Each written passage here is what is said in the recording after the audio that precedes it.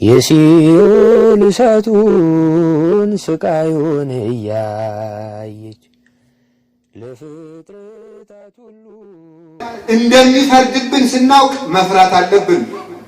እንዲያውም ሊቃውንት አባቶቻችን እናትህና ወንድሞችህ እና እህቶችህ ይጠሩሃል ተብሎ ጌታ ሲነገር እናቴና አባቴ እህቶቼ የእግዚአብሔር ቃል የሚሰሙ ናቸው ያለውን ሲተረጉሙ ምን ብለው ይናገራሉ? አሁን ክርስቶስ እናቱን ማቃለሉ አይደለም።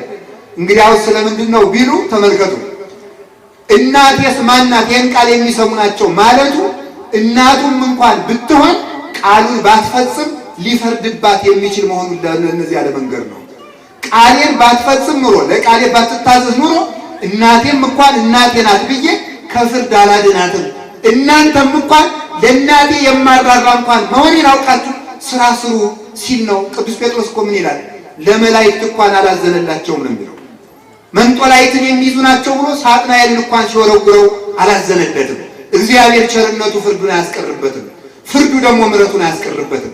ስለዚህ እንደሚፈርድብን አውቀን መደንገጥ አለብን። መደንገጥ ስለ ብፁዕ ዘይደነግጥ በእንተ ጽድቅ ነው የሚለው ሰሎሞን። ስለ ጽድቅ የሚደነግጥ ንዑድ ክቡር ነው። ስለ ጽድቅ የሚደነግጥ እንዲያው አሁን በእውነቱ የማይጠፋ እሳት እያለ የማያንቀላፋ ትል እያለ የማይሞቅ በረዶ እያለ ብርሃን የሌለበት ጨለማ እያለ ሙቼ እገላገለዋለሁ የሚያሉት ዕዳ እያለ ሰው ይተኛ ነበረ? ሲኦል እንደምንገባ ብናውቀው ሌሊት 30 ደቂቃ ዘላለም እንደምንቃጠል ብናውቅ በእውነት ወታደርስ ቢገርፍ ጥሩ ነው። ለምን ገርፎ ወይ ሲደክሞ ይተውና ወይ ስንሞት ይተውና። ሰይጣን ግን እኮ ገራፊዎችም አይሞቱ ተገራፊዎችም አንሞትም። ሁልጊዜ የምንገረፍበት ጅራፍ እንዳለ ብናውቅ በቀን 1 ሰዓት መትጋት ባላቃተን ነበረ። ስለዚህ ዕዳችን ማወቅ ይጠበቅብናል። ቅዱስ ዮሐንስ ዘደማስቆ ይላል የዓለም ሁሉ ስንፍና የዓለም ሁሉ ኃጢአት የሚመነጨው ከ3 ነገሮች ነው። ከመርሳት ከድንቁርናና ከስንፍና ነው። መርሳት ሲኦልን ይረሳል ሰው። ሲኦልን አውቆ ሲኦልን ረስቶት እንኳን ሌላውን ተው ሌላው ቀርቶ አሁን እነዚህ አይዛብ ቤተክርስቲያን የሚያቃጥሉ ሰው የሚያርጉት እንደሚፈረድባቸው ቢያውቁ ኖሮ ሰው የሚያርጉ ይመስላችኋል? እኛስ ቢሆን ፍርድ እንዳለ ብናውቅ ኖሮ 24 ሰዓት መጨፈራችን እንዲሁ ዘፈን ኃጢአት ነው ጽድቅ ነው ብንዘፍን ምን ችግር አለ? አሁን እንዲሁ ዘፈንን ከሞባይል ማጥፋት ያቃተው ክርስቲያን አንገቱን ለሰይፍ ይሰጣል ተብሎ ይታመናል? እንዲህ ያለ ደካማ አጥንት መቆርጠም ያልቻለ ሁልጊዜ ወተት ጋቱኝ የሚል ክርስቲያን ለምን ሊበጅ ይችላል? አጥንት ቆርጥሙ እስኪ ሁልጊዜ ወተት ጋቱ ለምን ትላላችሁ? እስኪ ጠበቅ ያለ ክርስትና እና እግዚአብሔር እንደሚፈርድብን ማወቅ። ቅዱሳን ይፈርድብኛል ብለው ምን ይላሉ? ይተጋሉ። ሁለተኛ ደግሞ መንግስቱን ሲያስቡ ደግሞ ይነቃሉ። ልሄድ ከክርስቶስ ጋር ልኖር እናፍቃለሁ እያሉ መንግስተ ሰማያት እንደውም አባቶቻችን ኃይል ወስብሐት ለዓለመ ዓለም ኃይል ወስብሐት ለዓለመ ዓለም ኃይል የተባለች ምንድን ናት ይሉና በአንድ ትርጓሜ ነው በአንዱ ትርጓሜዋ ነው። ብዙ ትርጉም አለው ኃይል ወስብሐት የምትለው አቡነ ዘበሰማያት ነው። ኃይል ያንተ ናት ማለት ኃይል የተባለች መንግስተ ሰማያት ናት ይላሉ። ለምን ሲባል የመንግስተ ሰማያት የፍቅሯ መጠን ወታደሩን ትጥቅ ያስፈታል፣ ንጉሱን ዘውዱን ያስወረውራል። እና ያለን ሩቅ ሀገር ሳሌድና አፄ ካሌብ በመንግስተ ሰማያት ውበት ቢሰክሩ ዙፋናቸውን ትተው ዘውዳቸውን አሽቀንጥረው ትተው ከአንዲት ዋሻ ተንበርክከው ሲጸልዩ እናውቃቸዋለን። አባቶቻችን የነሱ ልጆች ነን በእውነቱ ማለት ነው። ስለዚህ ተመልከቱ፣ ኃይል የተባለች ሰውን ወደ እሳት የምትስብ ንጉሱን ወደ ዋሻ ወደ ፍርቁታ የምታንከራትት የክርስቶስን መዓዛ እያሸተተች በረሃ ለበረሃ የምታንከራትት ኃይል ስላላት መንግስተ ሰማያት ኃይል ተብላ ተጠርታለች። ስለዚህ የዚያ ፍቅር ሲገባን ማሰብ እንችላለን። ሁለት ነገር ተናገሬ ልጠቅልል። ዓለም እንደሚያልፍ ማወቅ ይጠበቅብናል። አንድ መነኩሴ ነበረ እና በአንዲት ሴት ውበት ይቸገራል። ሲቸገር ታግዞ ሲሰግድ ሞተች ያቺ ሴት እና ስትሞት መቃብሯን ከፈተው። ከጥቂት ቀን በኋላ ከፍቶ ሲያየው አጥንቱ ተልከስክሶ ደሙ እየፈሰሰ እጁ እየተንጠፈጠፈ አገኘ። በመጎናጸፊያው በእንደዚህ ያለው በመደረቢያው ፎጣ ሄደና የሚንጠፈጠፈውን እጅ እንደዚህ አድርጎ ቀውጦ አመጣና ካፍንጫው ላይ አደረገው። አንተ እርኩስ ወራዳ ክብርህን ልታጣለት የነበረው ውበት ይኸው እንደዚህ ሆነ አለው ለራሱ። ክብርህን ልታጣለት የነበረው ውበት ይኸው ዛሬ በትልነት የተለወጠ፣ በመከርፋት የተለወጠ፣ በጥፋት የተለወጠ፣ በመከስከስ የተለወጠው አጥንት ተጋጥሞ ስታየው ግን መንግስት ገሌ ከወደቅማ አባ ገሌ እንዲህ ከሆኑማ ዘማሪ ገሌ እንዲህ ከሆነማ እስቲ አይናችሁ ከፍ ብሎ ይመልከት። ከፍ ያሉትን ስንመለከት ከፍ ብለን ማየት እንችላለን ለማለት ፈልጌ ነው። ይሄ ልቦና ይስጠን። መከራ እግዚአብሔር ይስጠው። በእውነቱ አትስማሙም? ጥሩ ነው። መከራ ባይኖር መከራ ፍርሃትን ያመጣል። ደግሞ ፍርሃት በጣም ጠቃሚ ነው። ሰው ይሄ መከራ ባይመጣ ኑሮ ዘንድሮ ንስሐ አይገባም ነበር።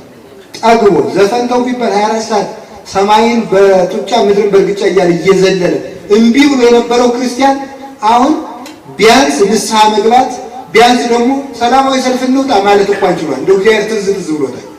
የጠገበው ሁሉ ማለት ነው። እና እግዚአብሔርማ መከራን እንኳን አመጣ በእውነቱ ማለት ነው።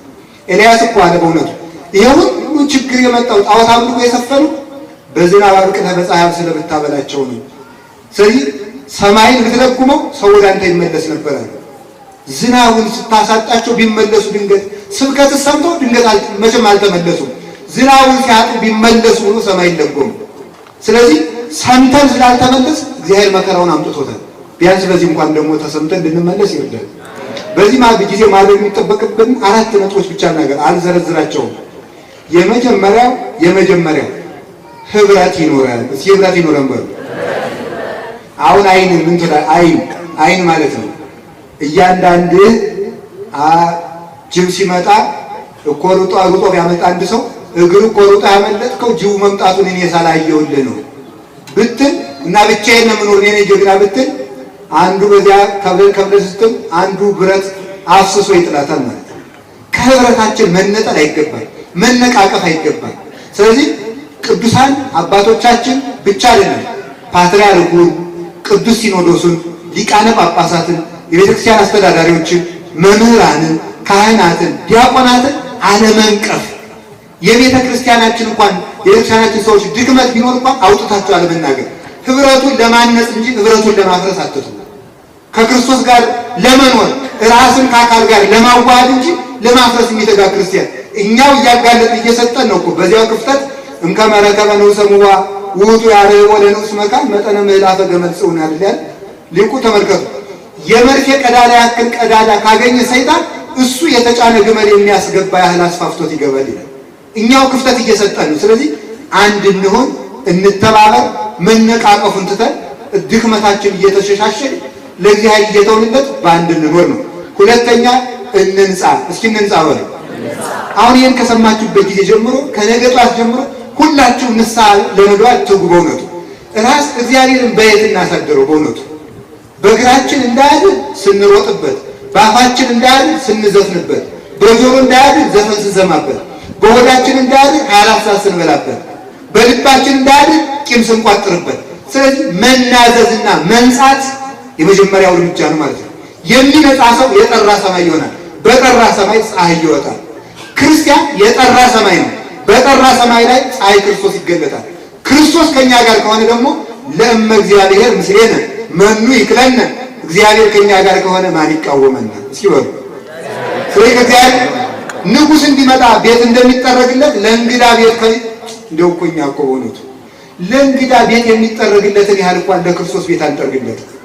ራሳችን ብናነጻው ምን አለ? ቅዱስ ዮሐንስ አፈወርቅ ምን አለ? ምን ነው ዕቃ የጠፋው ሰው እንኳን እኮ ዕቃውን ካላገኘ አያልፍም። ቢያንስ የጠፋ ዕቃ ያህል እንኳን እግዚአብሔር ብንፈልገው ምን አለ? የጠፋ ዕቃችን እስከምናገኝ ድረስ ጎረቤት እንጠራለን፣ አፋልጉኝ እንላለን። የዚያን ያህል እንኳን እግዚአብሔር ፈልገ ነው አናውቅም ብሎ የሚናገረው። ስለዚህ እንናዘዝ። የእውነቴን ነው የምነግራችሁ። ቀጥሎ ቤተክርስቲያን የክርስቶስ አካሉ ናት ብለን ተናግረናል። የመጀመሪያው እንተንፍስ ነው። እስኪ እንተንፍስ በሉ። ሰው ትንፋሱ ከተቋረጠ ሞተ ይባላል። ትንፋሱ ከተቋረጠ ሞተ ይባላል። አካል ያለ እጅ ይኖራል፣ ያለ እግር ይኖራል፣ ያለ ጆሮ ይኖራል፣ ያለ አፍንጫ ይኖራል። ያለ ልብና ያለ ሳምባ ግን ኑሮ ያውቃል። ያለ ልብና የሳምባ ሳምባ ካልተነፈሰ ልብ ደም ካልረጨ መዳን አይቻልም። ሰውየው ቁሞ አይሄድም፣ ይሞታል። ቤተ ክርስቲያን የምትሞተው አካሏ ሕዋሳቷ የሆኑ ልጆቿ ደም መቀበልና እስትንፋስ መውሰድ ካቆሙ። ስለዚህ ተመልከቱ፣ መተንፈስ ማቆም ማለት ክርስቲያኖች ጸሎት ሲያቋርጡ የቤተ ክርስቲያን አጥሯ የሚፈርሰው የዚያን ጊዜ። ጸሎት ሳይጸልይ የሚውል ሳይጸልይ የሚያድር ክርስቲያን ለቤተ ክርስቲያን በአጸዱ በአዝመራው ውስጥ አውሬና ቀበሮ እንዲመጣ አጥር ያፈረሰ ክርስቲያን ነው። ስለዚህ ሳንጸልይ አነዋል፣ ሳንጸልይ አንጋር። ደም መርጨት ያቆመ አካል ማለት ደግሞ መቁረብ ያቆመ ክርስቲያን ነው። የማይቆርብ ክርስቲያን እንዴት እግዚአብሔር ከእሱ ጋር ይሆናል? እግዚአብሔር ከእሱ ጋር ካልሆነስ እንዴት ሰይጣን ሊያሸንፍ ይችላል? ስለዚህ ሁላችሁም እንዲያው በሞቴ በመቁረባችሁ የሚመጣባችሁ ፍዳ ካለ እግዚአብሔር በእኔ ሊፈርድ ይችላል። ፈጽሞ በእውነት እንገራችሁ እግዚአብሔር የምህረት ባህር ነው። ኦ ክርስቶስ ወልደ እግዚአብሔር ሕያው አይደል ያለው? ተመልከቱ። አረጋዊ መንፈሳዊ አንተ ውእቱ ባሕረ መሰኒ፣ አንተ የምህረትና የውበት ባህር ነህ ይላል። ከጠባብ ባህር ውስጥ ጥቂት ሰዎች ገብተው ቢታጠቡበት ይደፈርሳል። ክርስቶስ ግን የዓለም ኃጢአት የማያደፈርሰው የቸርነት ባህር ነው። ሁላችንም እንግባ። ድሮም እኮ እንበለው ኃጢአተኛ ከነበር ሲጋራ የሚያጨሱም ይኖራል፣ ዘማዊም ይኖራል፣ እዚህ የሚሰክርም ይኖራል፣ በብዙ ነገር ይኖራል። እንዲህ እንበለው አምላካችን ይላል አንተ እኮ ባለመድኃኒት የሚያስፈልጋቸው ለበሽተኞች እንጂ ለጤነኞች አይደለም ብለሃል። እንደዚያ ስላልክም አንተ በእውነት የምታስፈልገው ለጤነኛው አብርሃም አይደለም፣ ለጤነኛው ለይስሐቅ ለያዕቆብ፣ ለጤነኞች ለሚካኤል ለገብርኤል አይደለም፣ ለበሽተኞች ለእኛ ታስፈልገናለህ። ስለዚህ በሽተኛነቴን አትጸየፈኝ፣ መድኃኒቴ ኢየሱስ ክርስቶስ ሆይ አንተን እበላህ እጠጣህ ዘንድ ፍቀድልኝ ብለን እንለምነው። ለምኑ ይሰጣችኋል፣ አንኳኩ ይከፈትላችኋል። እናንተ እምነት የጎደላችሁ ከእናንተ መካከል ልጁ ዓሣ ቢለምነው እባብ ይሰጣል? ልጁ እንቁላል ቢለምነው እንቧይ ይሰጣል? ልጁ ዳቦ ቢሰጠው ድንጋይ ቢለምነዋል? እንኳንስ እንዲያ ሊያደርግ ዳቦውን ቀልፍቶ ጠርዙን ከራራውን ለእሱ በልቶ ልምልሙን ለልጁ ያጎርሳል። እንቁላሉን ቅርፍቱን ቀልፍቶ አስኳሉን ለልጁ ያጎርሳል። እሾሁን አጥንቱን ለቅሞ ልምልሙን ሥጋ ያሳውን ለልጁ ያጎርሳል። እናንተ ክፉዎች፣ እናንተ ክፉ ስትሆኑ ለልጆቻችሁ መልካም የምታደርጉ ከሆነ የሰማይ አባታችሁ እንዴት አያደርግላችሁ ብሎ ያደርግልናል። እንምን በጽኑ ሃይማኖት እንጽና። ያንን ማድረግ የሚቻለው ስንቆርብ ነው። ከክርስቶስ የተነጠለ ክርስቲያን የክርስቶስን ቤተክርስቲያን ሊጠብቅ አይችልም። ደግሜ የምላችሁ ከክርስቶስ የተለየ ክርስቲያን የቤተክርስቲያን መከራ ማቅለል አይችልም። የቤተክርስቲያን መከራ እንዲቀር ከክርስቶስ ጋር እንኑር። ያንንም የምናደርገው ቅዱስ ሥጋውን ክቡር ደሙን ስንቀበል ብቻ ነው። አሁን የሰማችሁኝ ያልናችሁን አድርጉ። ተመልከቱ፣ ዓለምን የለወጧት 12 ገበሬዎች ናቸው። እግዚአብሔር ብዙ ሚሊዮናት እንዲሁ ፎጣ የሚጠመጥሙ እንዲሁ ገሊላ አካባቢ ፎጣ ጠምጥመው ዓሣ ሲፈልጉ የሚውሉ ገበሬዎች ዝም ብለው ከሊቃውንት ወገን አይደሉ፣ ከዝነኞች ወገን አይደሉ። ዓሣ ሲያጠምዱ፣ እርሻ ሲያርሱ፣ ሞፈር ሲያድርቁ ደምቅ ነበሩ። ፈረስ ሲገሩ የነበሩ 12 ገበሬዎችን ጨው አድርጎ ዓለምን አጣፍጦታል። እዚህ መካከል ያለነው ጨው እንሁን። እኛ ከተለወጥን መርዛማውን ዓለም ማጣፈጥ እንችላለን። ክርስቲያን ራሱ ከጣፈጠ መራራ ሁሉ አያመረውም። ክርስቲያን ከመረረ ግን ዓለም ማር ሊዘንባት እንኳን አትጣፍጥም። ከልቤ ነው የምነግራችሁ በእውነት ማለት ነው። ቅዱስ ቂርቆስ ያደረገውን ታውቃላችሁ። በሁለት ዓይኖቹ 2 የጋሙ ብረቶች፣ በሁለት ጆሮዎቹ 2 የጋሙ ብረቶች፣ በሁለት የአፍንጫው ቀዳዳ 2 የጋሙ ብረቶች፣ በአፉ ደግሞ 1 የጋመ ብረት ሲጨምሩበት፣ በዚያ ላይ ደግሞ መራራ ቅጠል በጥብጠው ሲጨምሩበት እንደምን እንዳለ ታውቃላችሁ? ቃልህ ለጉሮሮ የጣፋጭ ነው። አያችሁ፣ በክርስቶስ ለጣፈጠ መራራው እንኳን ይጣፍጠዋል። በክርስቶስ ለጣፈጠ የሚያቃጥል እሳት እንኳን ተመችቶት ይተኛል። ክርስቶስ በሌለበት ግን ፍራሹም ሆነ ኑሮ ሁሉ እሾህ ሆኖ ይዋጋል። ስለዚህ ቅዱስ ሥጋውን ክቡር ደሙን እንቀበል። ከዛሬ ጀምሮ የማይቆርብ ክርስቲያን በእውነት ከልቤ ነው። ከግራኝ መሐመድ ወዲህ ነው የማይቆርብ ክርስቲያን የመጣው። የማይቆርብ ክርስቲያን እሑድ ቀን ይጠየቅ ነበር። ለምን አልቆረብክም ይባላል። አይ ምን አገባችሁ ካለ ንስሐ አባቱ ምን አገባ ካለ ካህናቱ ተሰብስበው ይጠይቁታል። ምን አገባችሁ ካለ ሕዝቡ ተሰብስበው ይህን ሰው ከክርስቶስ ከተለየ የኛ ዘመድ አይሆንምና እሳት እንዳታጫጭሩት፣ ቢታመም እንዳትጠይቁት፣ ቢሞት እንዳትቀብሩት ይባል ነበር። ከዚያ ወዲህ ነው ከቁርባን የተለየ ክርስቲያን የመጣው ኢትዮጵያ ውስጥ። ሳይቆርብ የሚኖር ክርስቲያን ሥጋዬን የሚበላ ደሜን የሚጠጣ የዘላለም ሕይወት አለው በሚለው አይደለም የምደነቀው።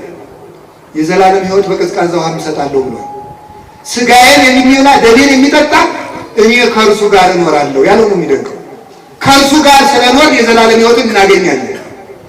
መንግስቱን የሚኖር ሰው በምድር ላይ ነው። በምድር የወረስነውን መንግስተ ሰማያት ነው በሰማይ የምናገኘው። በምድር የሌለ መንግስተ ሰማያት በሰማይ ሊቆየን አይችልም። ስለዚህ እውነቴን እንገራችሁ፣ ሥጋዬን የሚበላ በሉላችሁ፣ ደሜን የሚጠጣ እኔ ከእርሱ ጋር እኖራለሁ፣ እርሱም ከኔ ጋር ይኖራል። ክርስቶስ ከኛ ጋር ከሆነሳ ማን ይቃወመናል? ወንጭ። ስለዚህ ሁላችሁም ቆረቡ። እንዲሁ ስለ ሕያው እግዚአብሔር በእውነት ተንበርክኬ እንዳለምናችሁ ውዳሴ ከንቱ እንጂ የሚረባው ነገር የለው። ስለዚህ ስለ ሕያው እግዚአብሔር ስለ ቅዱስ መስቀል ብላችሁ እኔ እንዲሁ አምላካችን ብዙ ብሎን ያልቀረብን አብሉን ብለን ልንቀርብ ነው? ይሁንና እጣታችሁን ቆርጣችሁ ስጡኝ አላለ። የኔን ስጋ ብሏል እንጂ ስጋዬን ብሉ ደሜን ጠጡ ያለ አምላክ ይሸሻል? እሱን የሸሸን ታዲያ ሰይጣን ምን ሊያደርግልን ይችላል? ከክርስቶስ ከሸሸን። ስለዚህ ሁላችሁ ምንም ኃጢአት ይኖርባችሁ አሽቀንጥራችሁ ጠላቱ ሸክማችሁን አንከባላችሁ ቆረቡ። እግዚአብሔር ለኢትዮጵያ መፍትሄን ይሰጣል።